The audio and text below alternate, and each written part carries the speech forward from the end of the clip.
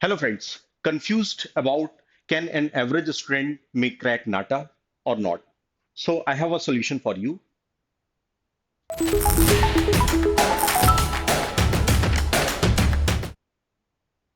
Okay friends, so let's see कि कोई भी एवरेज स्टूडेंट नाटा को क्रैक कर सकता है या नहीं कर सकता है।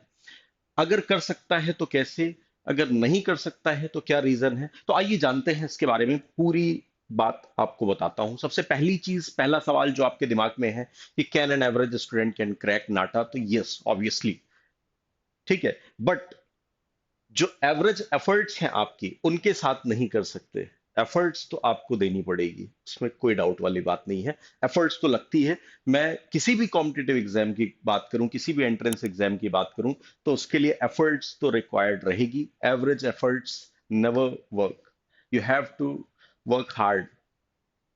ठीक है, आइए देखते हैं क्या हो सकता है। सबसे पहले हम ये समझ लेते हैं कि एवरेज स्टूडेंट्स होते कौन है, किनको इस कैटेगरी में रखते हैं, जो कि हम नाटा के लिए स्पेसिफिकली बात कर रहे हैं, तो उनकी मैं बात बता रहा हूं।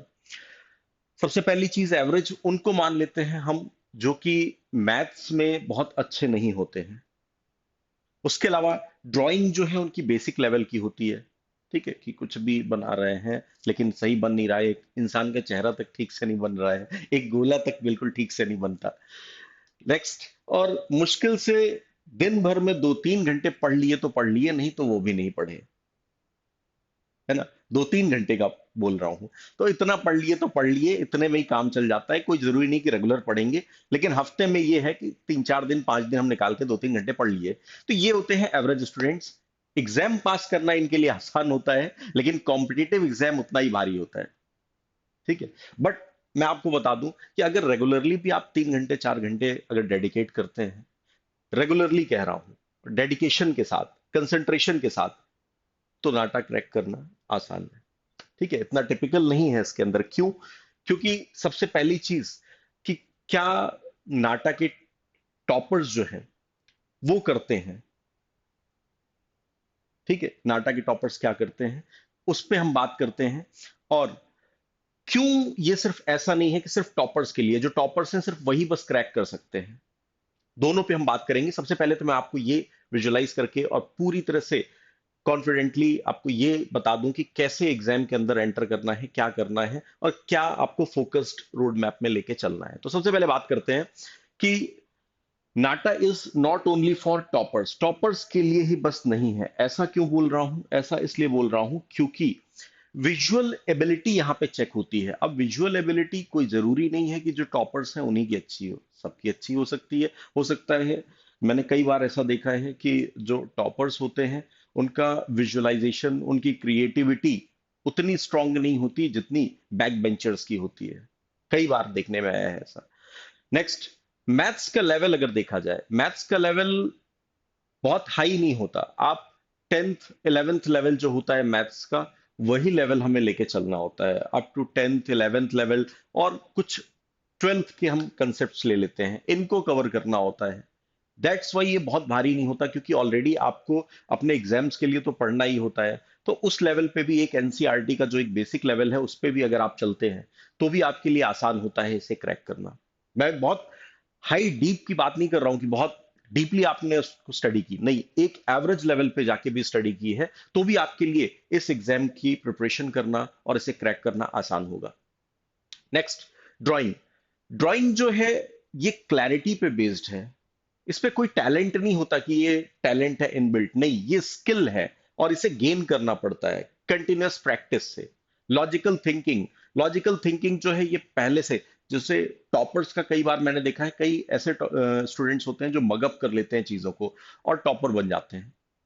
बट यहाँ पे ये चीजें नहीं हो सकती। यहाँ पे आपकी लॉजिकल थिंकिंग चेक की जाती है, और लॉजिकल थिंकिंग तभी आपकी स्ट्रांग हो सकती है जब आप उस स्तर पे सोच पाए चीजों को। ऐसा नहीं है कि मगअप करके हम चले जाएंगे तो निकल जाएगा, नहीं, मगअप करके यहाँ पे नहीं निकल सकते एग्जाम। तो दैट्स वाई। नेक्स्ट, बात करते हैं बिगेस्ट मिथ चीजों को लेके क्या है, कि I am not good at drawing so I can't crack NATA. मैं ड्राइंग में अच्छा नहीं हूं तो मैं नाटा को क्रैक नहीं कर सकता। ये बिल्कुल गलत है। ऐसा बिल्कुल नहीं है। Drawing improves with practice faster. Even maths में जो है आपको थोड़ा लॉजिकल थिंकिंग है, थोड़ी आपकी विजुअलाइजेशन है, ये सारी चीजें मैथ्स में आपको ज्यादा रिक्वायर्ड रहेंगी। कंसेप्ट्स, फॉर्मूले, ये चीजें रिमेंबर करना, मेमोराइज करना आपको एक टिपिकल पार्ट बन सकता है। लेकिन ड्राइंग के अंदर तो ऐसा कुछ भी नहीं है। ड्राइंग तो पूरा क्रिएटिविटी है, ठीक है। करने में भी अच्छा लगता है, मन को भी अच्छा लगेगा। मैथ्स में क्या है, कभी कभी तो मन मार के भी लोग बैठ जाते हैं कि बोरिंग लगने लगता है कि हाँ ऐसा। पर ड्राइंग तो फिर भी और भी बेटर फील होता है जब ड्राइंग करते हैं, ठीक है। तो दैट्स वाई ऐसा बिल्कुल भी नहीं है। रियलिटी ये कहती है, ये तो आपका मिथ है कि ऐसा नहीं हो सकता। ड्राइंग बिल्कुल इंप्रूव हो सकती है कंटिन्यूअस प्रैक्टिस से। लेकिन रियलिटी क्या कहती है चीजों को लेके? रियलिटी ये कहती है कि 60 to 90 डेज अगर डेडिकेशंस के साथ दिए जाएं, जिसके अंदर डेली आपकी प्रैक्टिस होगी, मॉक टेस्ट आप देंगे, मॉक टेस्ट को प्रॉपरली एनालाइज करेंगे, अपनी मिस्टेक्स को प्रॉपरली देखेंगे और उन पे वर्क करेंगे, तो ऐसा नहीं हो सकता कि आप नाटा को बहुत आसानी से क्रैक ना कर सकें, ठीक है। कोई भी एवरेज स्टूडेंट हो, मैंने कई बार देखा है, इवन बिलो एवरेज भी स्टूडेंट एक हाइप पे जाके जब वर्क हार्ड करते हैं तो क्रैक कर ले जाते हैं। तो क्रैक करना इज नॉट सो टिपिकल जैसा कि हम सोचते हैं। हमारी थिंकिंग चीजों को लेके कुछ और होती है, लेकिन जरूरी नहीं कि जो हमारी थिंकिंग उन चीजों को लेके, क्योंकि हमने तो एक मेंटल स्टेटस बना लिया है कि ऐसा ऐसा होता है, बट ऐसा जनरली नहीं होता है। नेक्स्ट, क्या डिसाइड करेगा सिलेक्शन? इसके लिए आपको कंसिस्टेंसी होना, कंटिन्यूटी होना जरूरी है, टाइम मैनेजमेंट होना, मॉक टेस्ट की प्रैक्टिस होना, और प्रेजेंटेशन क्वालिटी ड्राइंग के अंदर जो है उसका, और सिली मिस्टेक्स को अवॉइड करना, ये बहुत जरूरी है आपको किसी भी तरह सिलेक्शन पाने के लिए। क्योंकि यहाँ पे आपका आईक्यू नहीं और ना ही स्कूल के परसेंटेज मैटर करेंगे। यहाँ पे मैटर करेगा कि कितना बेटर आप विजुअलाइज कर सकते हैं, अपनी क्रिएटिविटी दिखा सकते हैं।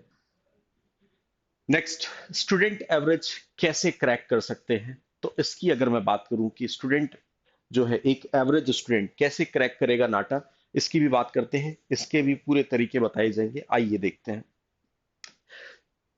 एवरेज स्टूडेंट्स के लिए क्या हो सकता है बेटर? तो एक ड्राइंग डेली करना चाहिए। ये एक जनरलाइज्ड एक एस्टिमेशन हम दे रहे हैं कि एक ड्राइंग डेली दे करना चाहिए। 25 के आसपास एक ऑन एन एवरेज लेके चले हम, 25 एप्टीट्यूड क्वेश्चंस डेली सॉल्व करने चाहिए। उसके अलावा वीकली मॉक टेस्ट बिल्कुल देना चाहिए और उसको एनालाइज करना चाहिए properly. Maintain mistake notebook. Mistake notebook इसलिए क्योंकि आपको पता चलता रहे कि आप गलतियां किस जगह पे कर रहे हैं। Next, improve speed gradually. Speed जो है अपनी बहुत तेजी से इंप्रूव करनी, क्योंकि स्पीड मैटर करती है। नेक्स्ट, कंसिस्टेंसी होनी चाहिए, क्योंकि टैलेंट काम आए ये जरूरी नहीं, लेकिन कंसिस्टेंसी जरूर काम आएगी। नेक्स्ट, ड्राइंग को लेके जो मिथ है उनकी जो सच्चाई है वो भी मैं आपको बता देता हूं। आपको प्रोफेशनल स्केचिंग स्किल्स नहीं सीखनी है। कोई प्रोफेशनल आप थोड़ी ना बनने जा रहे हो कि कहीं पे, ठीक है, ड्राइंग बना के वो देना ही पड़ेगा, नहीं तो अगला आपके ऊपर प्रेशर, ऐसा कुछ भी नहीं है, ठीक है। कोई प्रोफेशनल स्केचिंग आपको नहीं सीखनी है। और फाइन आर्ट बैकग्राउंड, ये सारी चीजों पे वर्क नहीं करना है। आपको करना क्या है, प्रॉपर पर्सपेक्टिव जो है उस पर फोकस करना है। Proportions, clean presentation, clear idea, ये और ये चीजें पढ़ना और समझना, इनको प्रैक्टिस में लाना आसान है। मुश्किल से 2 से ढाई महीने या 3 महीने के आसपास टाइम मोर देन सफिशिएंट होता है इन चीजों को अपने फ्लो में लाने के लिए। तो ये एक बेटर वे है, और इससे हमें पता चलता है, ये पूरे ही सिनेरियो के अंदर मैंने आपको बता दिया कि एवरेज स्टूडेंट्स अगर ये माइंड में कंफ्यूजन रखते हैं तो ये बिल्कुल दूर कर दें और पूरी तरह से मेहनत करें। हाँ, लेकिन एफर्ट्स जो है आपकी ये काउंट होंगी। एफर्ट्स आपकी बताएंगी कि आप क्लियर करेंगे या नहीं करेंगे। अगर आप ये सोचते हैं कि नहीं, हम जो चल रहा था पहले उसी एवरेज फ्लो में लेके जाएं, तो एवरेज फ्लो में आप नहीं कर पाएंगे। एफर्ट्स आपको डालने पड़ेंगे और हार्ड एफर्ट्स चाहिए, आसानी से नहीं। ठीक है, ओके, थैंक यू।